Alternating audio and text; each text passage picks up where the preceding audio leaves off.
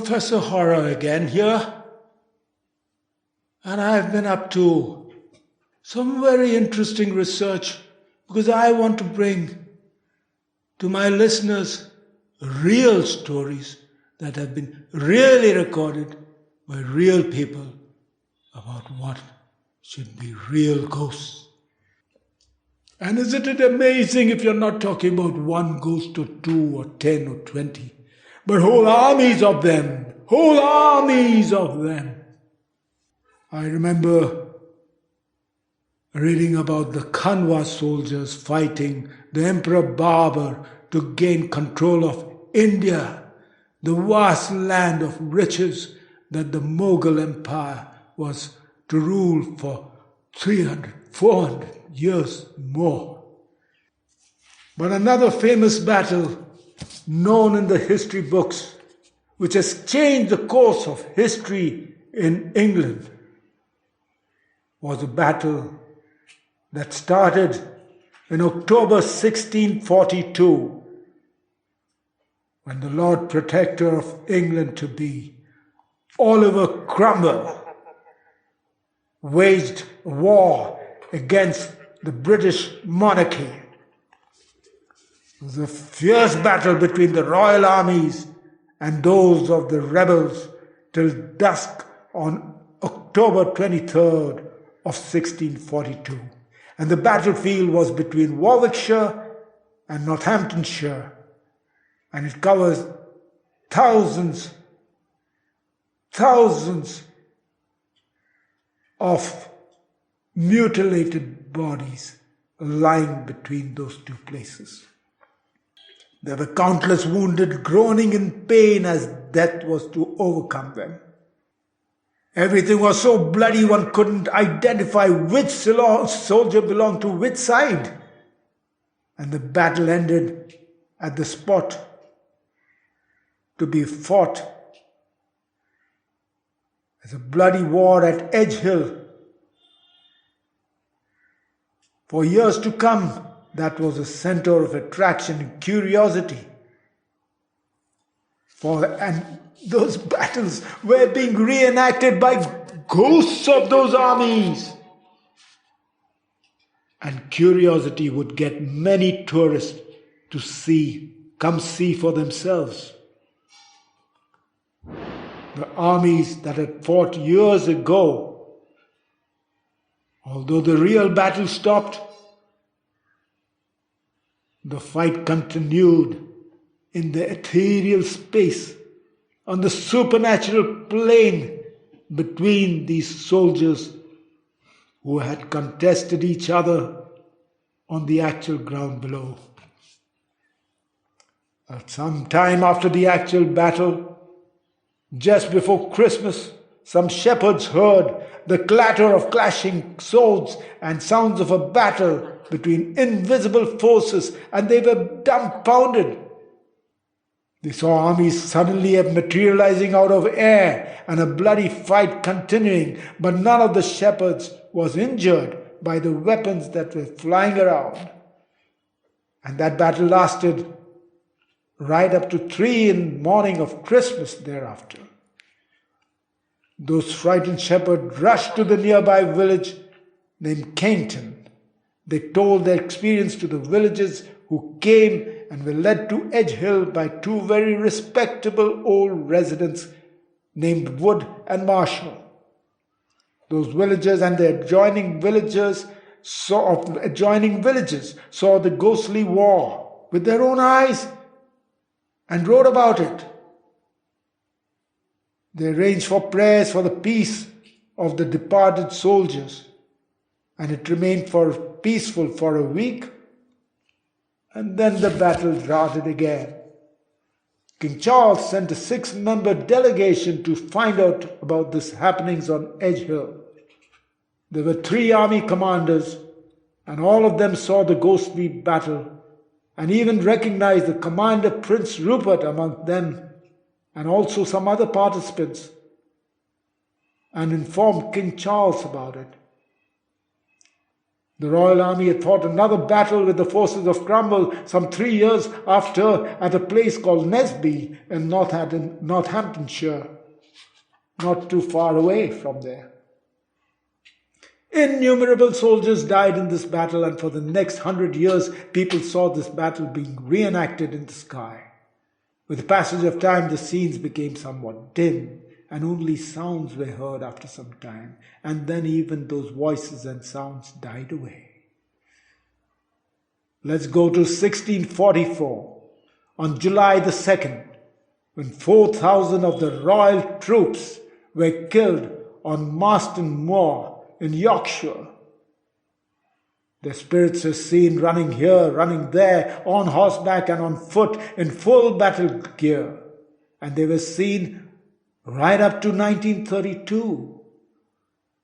Almost 300 years later, those ghostly soldiers were not at rest. The rebel forces of Cromwell defeated Charles I and beheaded him. The ghost of Charles I has been sighted in the library of Windsor Palace, even today, and at Marple Hall in Cheshire. In the palace, his ghost is seen in complete bodily form, while in Marple Hall, well, it is headless, because Charles I had been beheaded. When Charles II recovered his throne, the rebel Cromwell and his two supporters, John Bradshaw and General Ireton, were assassinated. The ghosts of Cromwell and his supporters have been seen roaming around in Red Lion Square in the middle of London till this date. These ghosts have been sighted right from the year 1660. The Duke of Wellington wanted reforms of administration in 1832 when he found the ghost of Cromwell confronting him and asking him to initiate these reforms. Let's come to England. Let's come to the Battle of Shiloh, the American Civil War, being fought between 1861 and 1865, and some 20,000 people dying in the Battle of Shiloh. Ghostly wars have been witnessed in this area. The Civil War, it seemed, was to continue for the next 50 years by ghostly soldiers.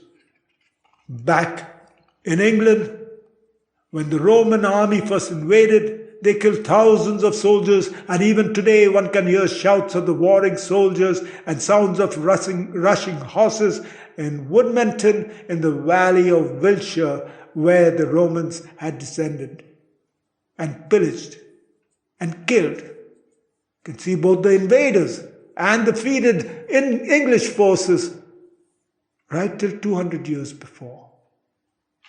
Most of the residents of this valley have moved away from the place, unnerved by seeing corpses of dead soldiers and hearing the hoof beats of headless horses.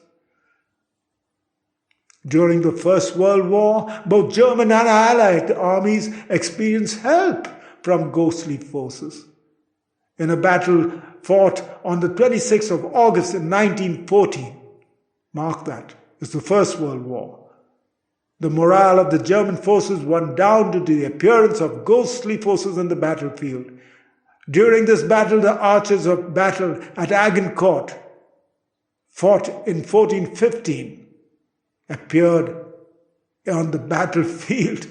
Almost 500 years later, they swooped down on the German army. Though none in the German army was injured by their arrows, the Germans were perplexed to see these archers of Agincourt aiming their armies and letting those arrows fly at them. Well, it took them some time to recover, and the British troops utilized the opportunity to retreat to safety and regroup. The horses of the Germans were so startled they would refuse to go into battle. There were two British women who were traveling to the Dieppe area in France in the 4th of August 1951, and they heard gunshot sounds early in the morning. How were they to make anything out of it? Because there was no reason to hear any gunfire. But they noted down the details of this incident for 3 hours in a very systematic manner in their notebooks. The experts came there and enunciated that these two women had heard the ghostly sounds of an attack on the Normandy port by 6,000 British Canadian troops towards the end of World War II on 19th of August 1942. The German forces had cut down the majority of these Normandy forces on that day. It is to be wondered as to why no ghostly reenactment of the atomic bombing of Hiroshima and Nagasaki has ever been recorded. I've done some research and I hope anybody listening can help me on this. Since we know that the first 2 atom bombs were dropped on these cities in Japan in August 1945, and that brought an end to the Second World War. There were millions of innocent civilians who were killed or injured for life in just minutes and seconds. Yet, no ghostly activity from these cities has yet been heard of. At least, I'm trying to get some research on it, and I've been unsuccessful so far. But there, I leave you with the stories of ghostly wars and ghostly armies. I'll have some more of these later for you. And if you subscribe, you will hear of them from me, Professor Horror.